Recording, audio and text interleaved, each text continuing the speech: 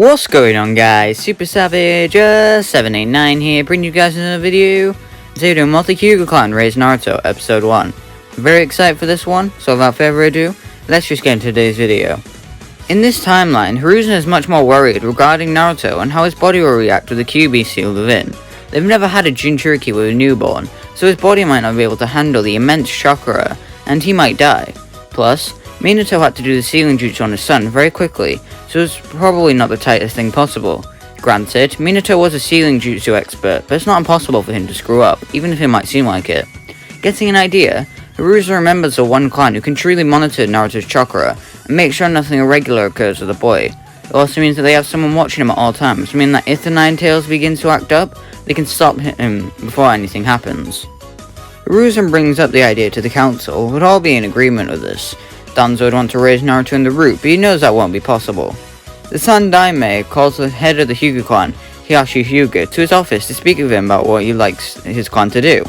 It would only be for 3 years for them to truly make sure that everything is safe, and everyone is in agreement. Hiyashi would take Naruto back to his house, where he tells his wife about the baby boy they will be looking after. She'd currently be pregnant with Hinata around this time, so maternal instincts would be kicking in with the baby, and she'd want to help take care of him.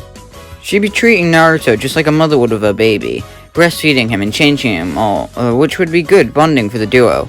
Around the start of December, she'd have to stop doing this as much, so Hiyashi would step in and take over her roles. Obviously he wouldn't breastfeed him though. Or would he? By December 27th, Hiyashi and his wife would welcome their daughter into the world, Hinata Hyuga. Both Naruto and Hinata would practically be raised together, being brother and sister, since they are raised the same. They played together and relaxed together and are fed together. Overall, they'd be inseparable. Hiyashi would be watching Naruto closely, and for the most part, he sees nothing regular. His chakra is pretty high, and occasionally, whenever he does a tantrum, there is a very slight flare-up in his chakra flow, however nothing out of the ordinary. After 3 years, Hiruzen would arrive, where he gets a report about Naruto from Hiyashi in private. Although Hiruzen doesn't have the Byakugan, he can see the turmoil on Hiyashi's face, and realizes why. He doesn't want to give up Naruto, does he? Hiyashi would say that he would give up Naruto to follow the rules of clans not owning Jinchuriki. However, he can't do that to his family. His wife has been seeing Naruto as a son ever since he brought him home, and Hinata has grown up with Naruto being a brother. He can't just do that to them. Hiruzen sighs and tells Hiyashi that he'll agree to these terms, but they have to make some changes. Naruto's name will be changed from Uzumaki to Hyuga to avoid any suspicion to people outside the leaf, as he'll place a bid-rated marker on his forehead. Naruto cannot be allowed to be the heir of either the main or cadet branch due to him obviously not being Hyuga, and will again raise alarm bells. He can also not have the Hyuga curse mark, his signature of the cadet. All these terms are agreed with, and just like that, Naruto is welcomed into the Hyuga clan officially. Hisashi would not think very much of Naruto as a person, but more so thinks about what he could do for the clan. If Naruto had lots of power, then in the future the Hyuga would be seen as more powerful than the Uchiha are, and overall would be more respected. Hisashi begins training Hinata and Naruto side by side. He was trying to teach him both a gentle fist, and although Hinata easily picks it up, Naruto cannot since he has not got the Byakugan.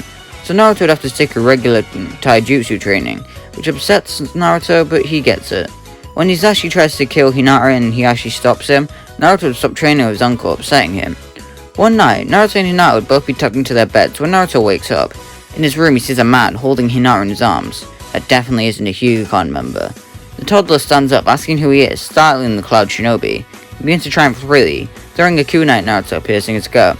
He realizes what's happening and chats with Hinata before passing out. Naruto wakes up, his wound having completely healed, with Hiyashi and his mother by his side, asking what happened.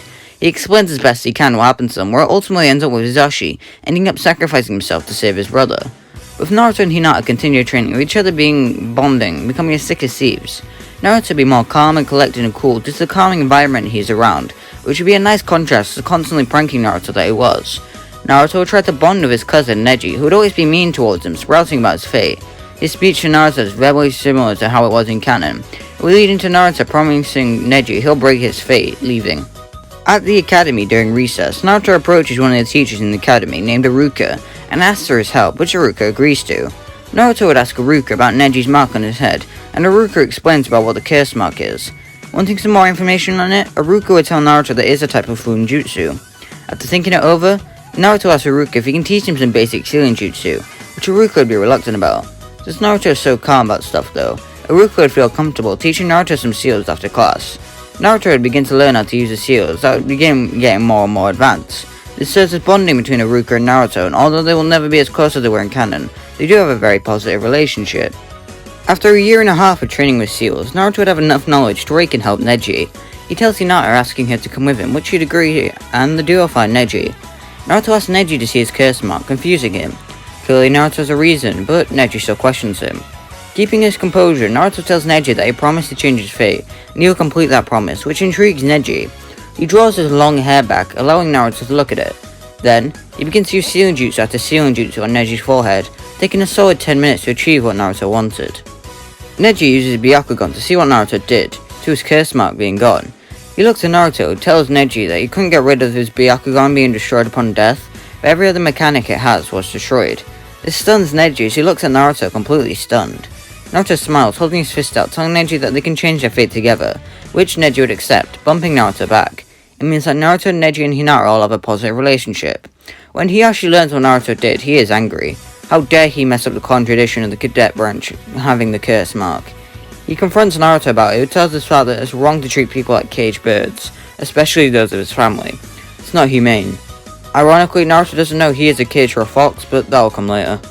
Hiyashi goes up to Neji and begins to try and put the seal back on, but it's not working. He tries again and nothing.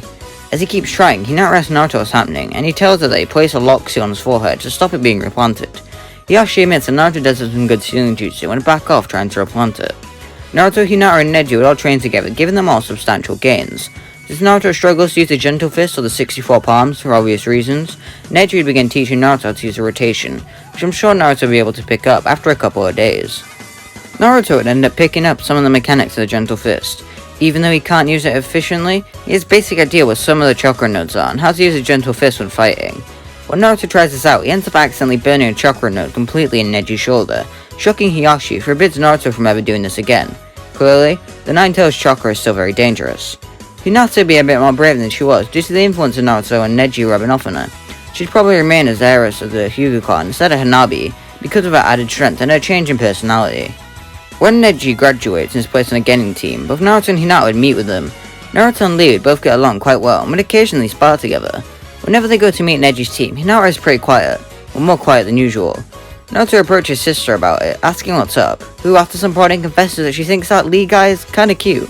Naruto laughs at this, telling Hinata that it'd be funny to see them together. They have the same haircut and everything. Hinata then hits Naruto and the duo share a laugh. Over in the academy, Naruto's reputation would be more positive than it was.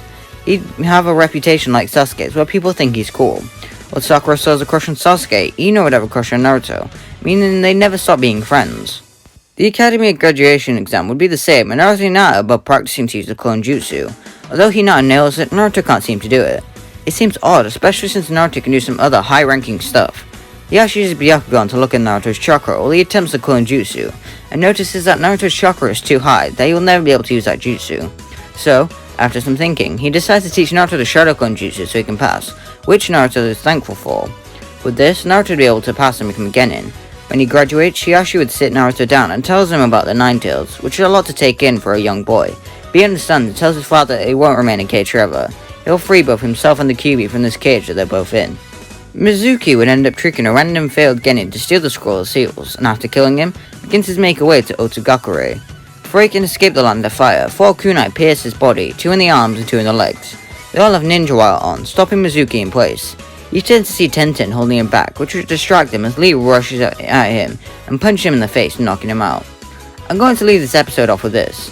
Due to Naruto having trained with Hinata, she'd be much stronger, so she'd be the top kunoichi, meaning that Hinata replaces Sakura on Team 7. How will that play out?